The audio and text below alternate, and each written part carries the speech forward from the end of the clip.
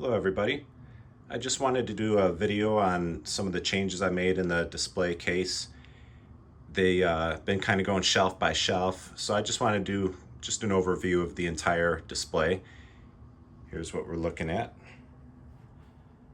So up here on the top shelf have ships and the Darth Vader carrying case. And there's a good shot of the Millennium Falcon. Everything except the Vader case and this little Land of the Jawas pod is from a childhood. So some of it's kind of played with, but I've had it for, I don't know, what, 40 years or so. This shelf here is the bulk of the collection, the top shelf, and then I got some different variants here. So I'm gonna get in a little bit closer and go over the top shelf first. Okay, so the top shelf is where I keep the bulk of the collection, and a lot of cool variants up there. Over to the left is where I have all of the Star Wars era figures, and then it blends into Empire Strikes Back, and then it blends into Return of the Jedi, and then Power of the Force. So kind of chronological order there. In the back, I just decorated it with card backs. I do have 2 Star Wars, 2 Empire, 2 Jedi, and 2 Power of the Force card backs back there, but you can't see them because they're blocked by figures, which isn't a bad thing. Back there, you can see a couple of mailer boxes. Those are both for the Emperor. The sealed Emperor is that sit next to an empty box, and then the other white box on the left is still sealed. It's never been opened. It's the same dimensions and weight as the other one. I'm 99% sure it's an Emperor in there, but I don't want to open it. Some really notable variants in here. I'll go over here with Blue Snag. He, was only released in the Sears exclusive Cantina playset and was never released on card back. So he's a rare one. You can find him, but to me, he's a very special figure. I didn't really want to put him up with all the rest of them. I want him to have a special spot, but I didn't have a good spot on him for any of the other shelves, so I decided to put him right in the front row where he really stands out. This guy here, this is from my childhood. Actually, this one is too, but this is a Hollow Cheek Tubes sand person, and it's in near mint condition. I never played with it, so that's from my childhood. That's a good variant, but you can see all the different mouths on the stormtroopers, and you can check out some of my other videos. I have some of these variants on there. They're pretty cool. But this is the top shelf. You can see I have a lot of Bespin Leia. She used to be down in the focus shelf. I ended up taking her out. And same thing with Yoda. You can see back there I have a lot of Yodas that used to be on the focus shelf, but they fit nicely up here, and I really don't buy those too much anymore. I do have the Luke all the way on your left there. That's a blue lightsaber Luke that the blue lightsaber fell, and some of these figures, I don't even keep the weapons with them. I keep them in storage because you can't see the weapons anyway, and they just fall all the time. So I bought some museum putty. I just haven't tried using it yet, but I should try that because, yeah, these weapons fall out pretty easily. Some other things I did here so we got the second shelf there with the Han Solos, and if you look down, they're on a little riser that those are actually place card holders that are surplus from my upcoming wedding. And so I just wanted to, tier these up. I got different risers behind them to lift them up. I really like the way that my hammerheads look back there. You get a good look at all their eyes. That's really the main, there's a few different country of origin stamps for him, but mostly it's the eyes that are the variants for Hammerhead. Probably more factory air than anything else. But that's the top shelf. And let's go over the focus shelf next. Okay, so the focus shelf, you can see it's very specific. Luke Skywalker, Gamorrean Guard, Han Solo, and Boba Fett, and that's it. These are the figures that I just like to collect the most. They have so many cool variants to them. With Luke, he's got different pants colors, different hair colors, even the brown hair Lukes that the factory wasn't even supposed to do them that way. They just did, but you can see they have a lot of different variations on the brown color. These are arranged. The first row is Cater Factory. The second and third row are all Unitoy. Fourth row here is all Taiwan. And then the last 2 rows are all Smile Factory. And I got a few nice card backs in his corner. So Luke, you know, he's one of the original first 12. And he was also made in Spain during the PAC era, where they took regular Kenner parts and just assembled them in Spain. And one of these days I'll get one of those. There's also a PBP Luke in Spain where they actually injected the mold there and made the plastic and everything in Spain. And that one, apparently they used a very brittle plastic. So the PBP Luke that has a rubbed out country of origin stamp, it's got a scar. That one's very hard to find. I've only seen a few of them. I don't think I've ever seen one on eBay. I think the few I've seen have been on Facebook.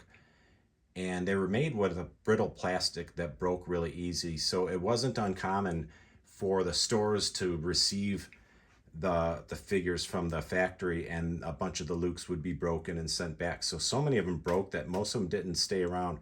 You will see a PBP Luke missing like the whole head and torso, you know, so it'll just be like the bottom half of the figure, and it could go for crazy money. So I don't have that one. So that's Luke Skywalker. Let's take a look at Gamorrean Guard. And he's arranged according to factory too. You have Cater Factory, Unitoy, Smile HK, Smile No COO, Smile No COO again, and then Macau. And with him, you can kind of see from here the different greens that they used for the plastic and different color armor. You got some dark armor there. Lots of different cool variants with Gamorrean Guard. There's a good amount of COO, country of origin stamps, but with him, the colors and that are really cool. So Gamorrean Guard, he's obviously one of my favorites, and he's not very expensive to buy either. And Han Solo, you can see I don't have as many of him. One of these days I'll get a PBP one. They're not very expensive. But I do have large head and small head. The small head on the left was the one that they were making originally. They didn't like that, so they made the bigger head. I personally think the small head Han looks bigger. And small head Han comes in a couple of different variants with his legs. Most of them are molded in black plastic, but there are some that are molded in white plastic and painted black. And I have a few of those in there as well. And again, matching card backs for everybody. But Han Solo, he's a cool one. He's got some nice variants. I didn't go out to make him one of my focus figures. It just kind of turned out that way, and I like the way it looks down here. So let's take a look at Boba Fett.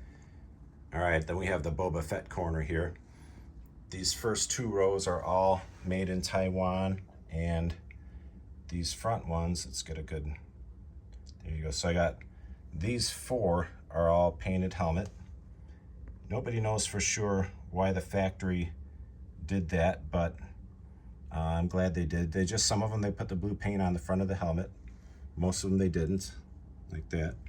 So these first 2 rows are all made in Taiwan. And then the rest of them are the different Hong Kong factory country of origins. Over on the side, I have that's the figure that actually came with that card. I bought that from somebody on eBay. And the Boba Fett on Star Wars card backs, as soon as they started putting them on Star Wars card backs in 1979, they quit because they started making Empire Strikes Back card backs. So not a ton of Boba Fett Star Wars card backs out there. You can find them, but there's not as many of them. Here's one that shows a little advertisement. When you ordered Boba Fett in the mail, he was the first mail order figure they did. I got mine in the mail when I was a kid. And his backpack was supposed to fire the rocket, but they decided not to do that. So when you got yours in the mail expecting it to shoot the rocket, it didn't. And it came with this little note right here explaining why you don't get to fire his jetpack. Basically, one of the other toys May have been Battlestar Galactica. I don't know, some kid choked on a piece that fired out, so kind of freaked out and decided not to do it. There's a really nice bag, Boba Fett. You can see the Return of the Jedi card back. That one uses a different picture than the others. But Boba Fett, a very cool figure. Around 100 or so prototypes were made with the firing rocket, and ended up in Kenner employees' possession, and they ended up selling them into private collections. So I've seen a few of them. I saw the two that Steve Sansweet has when he brought them to Celebration 2012 in Florida. And then I saw one at Star Wars Celebration here in Chicago a few years ago. Somebody was selling. I didn't have the crazy money that they were asking for it, so I didn't get it. So anyway, that's the Focus shelf. One of my favorites. I love all these figures. And then we'll move on from there. All right, so let's take a look at the third shelf. And this is the shelf where I put a lot of things that wouldn't fit anywhere else. A couple play sets, some creatures, carded figures. You'll notice I don't have a whole lot of mint on card figures, you know, the ones that are still sealed, but that's because they don't work in here. They block everything behind them. So that's why I have my mint on cards up against the sides, because they just don't display well in a deep case like this. You need a shallow case for mint on cards. But let's get a little bit closer here. All right, so over on this side, you'll see I have a mint on card Gamorrean Guard. That's a Unitoy factory. You'll see the Wicket card there, that signature, that's Warwick Davis, who played Wicket. He's also in the Harry Potter movies. He's in all the Star Wars movies now. Really good guy. I brought in a Gentle Giant mini bust of Wicket to Star Wars Celebration 2012, I think it was, in Orlando. And we were figuring out where he was going to sign it. He'd never seen it. He thought it was cool. So he wrote his signature on that piece of paper so that I knew what it would look like when we were figuring out where to sign the mini bust. And he let me keep that paper. I've since sold the mini bust, but his signature looks really cool right there. And Jabba and all the accessories are from my childhood, including the little Jabba the Hutt playset instructions. All those catalogs in the back are all from my childhood, except for that one. And otherwise, you know, I wanted a Bib Fortuna back there. A couple of these, the R2D2, or I'm sorry, the C3PO and the Weegway and the Leia Bausch, it was just easier to put them down here. They go in with Jabba really well, and it was getting kind of crowded up on the top shelf, so I put those down there. And there's Jabba's Palace Band, a trash compactor monster. The R2D2 head and leg, that's all I have left from my old droid factory from when I was a kid. I'm glad I at least have those. And then next is some pretty cool stuff too. So in the middle, you're looking at, in the front, we have the last 17, in the back, the first 12. I thought it would be cool to display those together. So the first 12 figures that were ever released, and then the last 17 that were made. What you see on the first 12 here is this cardboard stand that they're on. Back in 1977, the toys were not going to be ready in time for Christmas. So Kenner had a thing where you could buy the certificate and mail it in, and as soon as the figures were ready, they would mail them to you. And they sent you that stand to put them on, and then they would send you 4 figures. Now this Luke, I'm going to pull out this lightsaber a little bit. So that Luke would have been one that came in the mail. And see how that lightsaber has a second piece that pulls out. They call that the double telescoping saber. Most of them are like this, so there's that part doesn't move. So it's very rare. They're out there, but they're not easy to get. You can find them, but they go for a lot of money now. But they call that the double telescoping saber, and that's one that would have come in the mail when you sent away for the figures that hadn't been released yet. Very, very few of these got put on card backs, and the ones that you can find out there go for ridiculous money. It's pretty cool. And like I said, I just wanted to, the last 17, you know, I wanted something special for them too. They're valuable figures. They didn't make a whole lot of them. So I thought it'd be cool to have the first wave of 12 figures and then the last wave of 17 figures displayed together. And in this corner, a few more cool things. You got the Rancor Keeper under there, the Wampa, some more catalogs. These 6 figures in the back, these are the original 6 figures that my brothers and I came home with in 1978 when the figures first hit the stores. My parents brought us, and I believe my oldest brother had Luke and Stormtrooper. I had Vader and Ben, and the middle brother had Han and Chewbacca. That Han head was loose. That's a small head Han. It was loose from the day we got it, and it fell off pretty quick. Obi-Wan was like that too, but I kept that head, and as an adult I just glued it back on. And you'll see those snowtrooper feet and arms. When I was a kid, I was walking home from my friend's house on Union Avenue in Stager, and those parts were just laying on the street. I looked all over, never did find the torso, but I kept the parts all this time. And this is a cool one. These were actually packaged here in the US, and just kind of a discount thing. They didn't even come with weapons. I believe both of those are Taiwan figures, even though it says Hong Kong. But these 2 packs, they're out there too, but they're hard to find. The decals back there are from my childhood, but I don't remember what ship they're from. And just some more card backs. So that's it for the 3rd shelf, and let's move on. And shelf number 4 is the international market shelf. So these are all figures that were made for other countries, not released in the United States. And it's kind of mixed right now. I think one of the things I need to do is buy some stands like you see there. They'll actually make the ones that say Palatoy or Lily Letty. But what I have here is a little bit of a mixture. In the front row, it's all first 12 figures. So we got Lily Letty, that's Letty, PBP, and so on. I have videos on some of these. I wanted that Popey Luke right in the middle. I love that box and the little catalog that comes with it there. There's the Luke. The bag is not sealed, but that is the bag it came with. I didn't open it. And some more Lukes. You can see a spot right there. I'm still waiting for a figure that I'll do a video on that one when I get it. It's a very special figure coming in. R2-D2, I have a Pac on the left, Lily Letty overstock one that one of the employees put together. It was unpainted, no decal, and then Takara and some Vader. So the front row, I wanted all the first 12, and then it's kind of mixed in the back.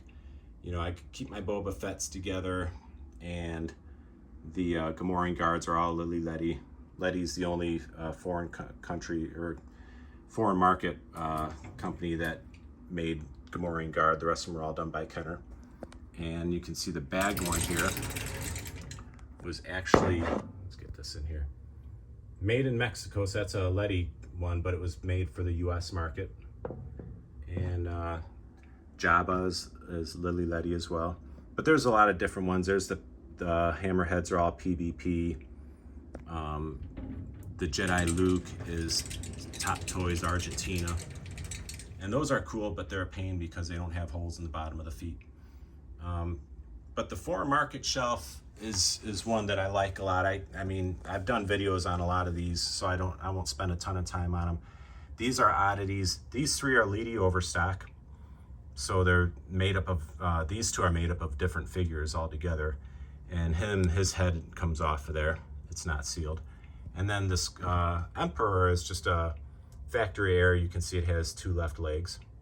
And then in the back, you can see I have some really cool card backs. There's a Lily Letty, Chief Chirpa. That's a Palatoy Boba Fett. French, Meccano, Gamorrean Guard. UK, Tri-Logos. This one is General Mills, Germany. That's a Darth Vader Empire Strikes Back card. And my carded Gamorrean Guard, that's a Tri-Logo. So it was made in Europe, but it's a Cater Factory figure in there. And over on this side, you can see behind Jabba, I have a Meccano advertisement and a Clipper underneath that. Clipper was from Belgium, the Boba Fett there. And just some more card backs. You can see the Lukes, see that Palatoy on the Luke. I love that. And the other Luke, if you look up at the top right corner, You see it's in English and French, so that's Kenner Canada. This one here, the Japanese writing, that's a Sukuda. That's a unopened mint on card Bib Fortuna. And one of my favorite card backs, probably my favorite card back, is that French Meccano square Jabba one. And what's cool about that is that's the only card back that puts blue snaggletooth on the back. And then there's a palette toy Klaatu. So the foreign market shelf, probably my favorite shelf on here. These are figures I never heard of when I was a kid. I never heard of palette toy and Lily Letty. I grew up in the States and we only knew Kenner. So as an adult collector, I learned about all these other companies that made these figures and how they made them different than Kenner did. And I was hooked. So that's the international shelf. Any questions about what country some of these are from, go ahead and ask in the comments. I'll be happy to answer them. But that's the international. And lastly, we have the non 3 3/4 inch shelf. There it is. And these are all the toys that were made for Star Wars that are not the action figures, the 3 3/4 inch action figures. So over here, that Yoda puppet I've had since I was a kid. We actually got that in a garage sale around probably 1981, 82. Empire was still the new movie. A couple of Burger King glasses that I bought as an adult, some cards, unpackaged one. Now that Yoda sticker, that was on my bedroom door when I was a little kid. And that's a card back for a snow speeder die cast. Back here you see this is an Italian version of the radio controlled R2-D2 by Harbert. There's their little logo right there. And it's very cool. The remote doesn't work. The R2 does, but the remote doesn't. That's a picture of me playing with Star Wars figures when I was a kid. And let's see, we also have all of the jumbo figures, all 12 of them.